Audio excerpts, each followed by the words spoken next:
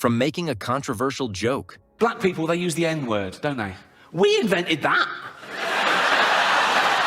To making fun of trans people. This person isn't a lady. Well, his penis. Her penis, you fucking bigot.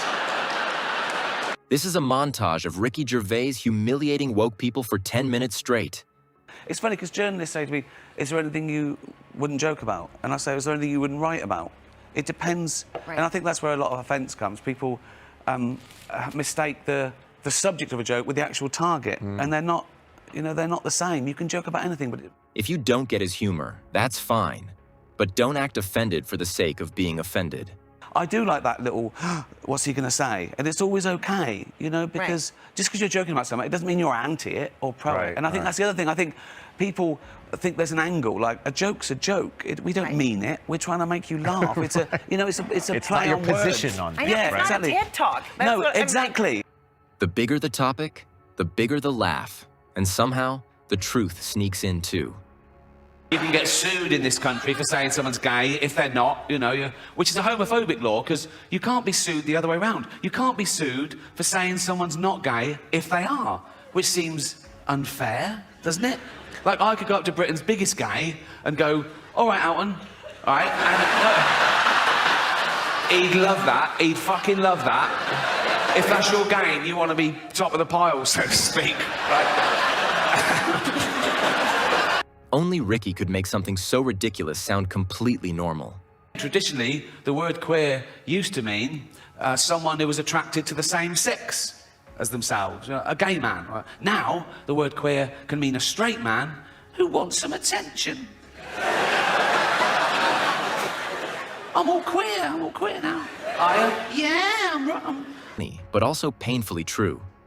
Well, I am woke now, and I can prove it. Here you go.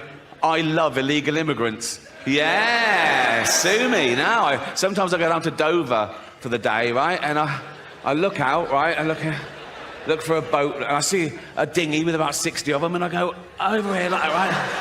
And I pull them into shore, and I go, women and children first. They go, there are no women and children. Just you lads, is it? Just come on, lads. Come on, lads. Next, he talks about how the word slur is thrown around a lot. We don't like the term handicapped anymore. Stop using it. Say disabled. And we went, OK, fine. And that's great. Just tell me the rules. And in fact, I'm a stickler for the rules. Like, if I was on a beach and a woman came running up and went, help, help, my handicapped toddler's drowning, I'd go, sorry, you're what, love? What? People love to hide behind politeness or moral panic instead of just seeing things as they are. I needed people that, they come to me now and they go, well done, you look great. But they weren't telling me I looked terrible. They're basically saying I look terrible. No one told me at the time. It was really taboo. I needed waiters to come over and go, fuck off, you've had enough. He gets into how feminism and societal pressures shape fat women. He also mentioned how woke schools have become. We are getting more stupid as a species, no doubt about that. You can now do a university degree course in Taylor Swift. How fucking low academically can you go?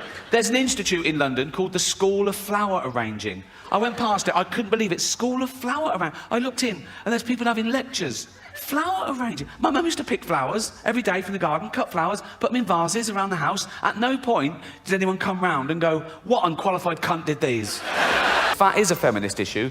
Men get fat, and we just go, fuck it, all bought and paid for, you know.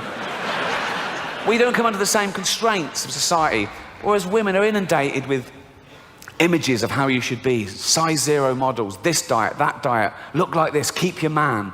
And they make such an effort, don't they, fat girls? They've always got lovely hair, aren't they? They're always having their hair. They've all got lovely hair. Always got lovely hair. Always got those lovely false nails, haven't they? They make an effort.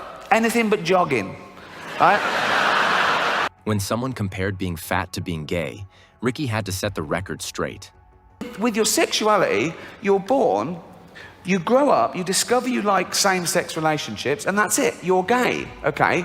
For being gay to be the same as being fat, you'd have to be born, be straight, grow up knowing you're straight, but gradually and consciously wean yourself onto cock. He doesn't play nice. He doesn't care about being cancelled. Gwen Stefani got in trouble in her last video because she had her blonde hair in dreadlocks. People go, no, black people invented dreadlocks, you can't have them, you're white, that's racist. Jamie Oliver got in trouble when he put out authentic jerk chicken recipe. People go, no, black people invented that, you can't have it, you're white, that's racist. Now, black people, they use the N-word, don't they? We invented that. Ricky doesn't spare anyone. Woke culture, social media logic, the whole crowd.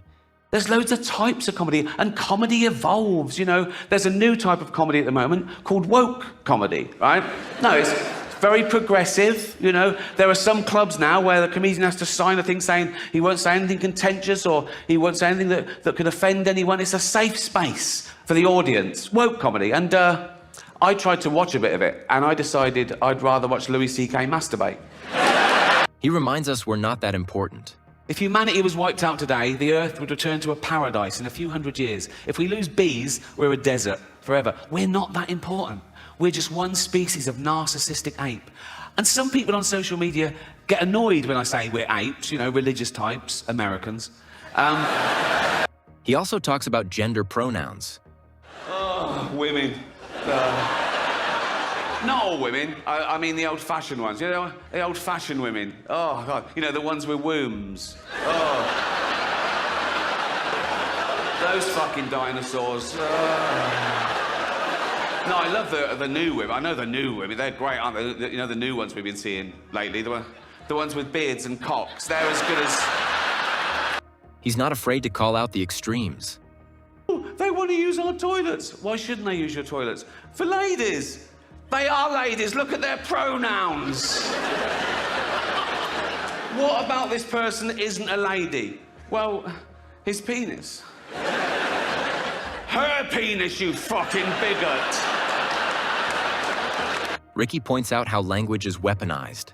But now I'm woke, I've got to pop in the word anti-fascist. So people know I'm not a fascist, because that is a big problem at the moment. People come up to me on the street and they go, Rick, have you been imprisoning journalists? I go, no. They go, oh, interesting. They go, have you been gassing Jews? I go, no. They go, well, pop it in your bio then, you silly cunt. During his Big Think interview, he drops a hot take. The new thing in England is celebrities having depression. Oh, I feel all depressed. It's always overprivileged performers that have these bouts of depression. You don't have blue-collar workers, you know, working-class mums with 6 children having, I feel a bit depressed. Do you? Get the kids to school. Oh, yeah, you know. He encourages making jokes without feeling guilty. When I start on a contentious subject, I feel the tension. Like, oh, is this going to be all right? Are we going to be allowed to laugh? Yeah. And I take them through a scary forest and out the other side. And it's always okay, and they, phew, right? And I think that's the important thing, because I've often said that people get offended when they mistake the subject of a joke with the actual target. Yeah. And they're not necessarily the same thing. You can make jokes about any subject. It depends what the joke is. Yeah. When talking about offense and jokes, Ricky is in the front row, or probably on the stage.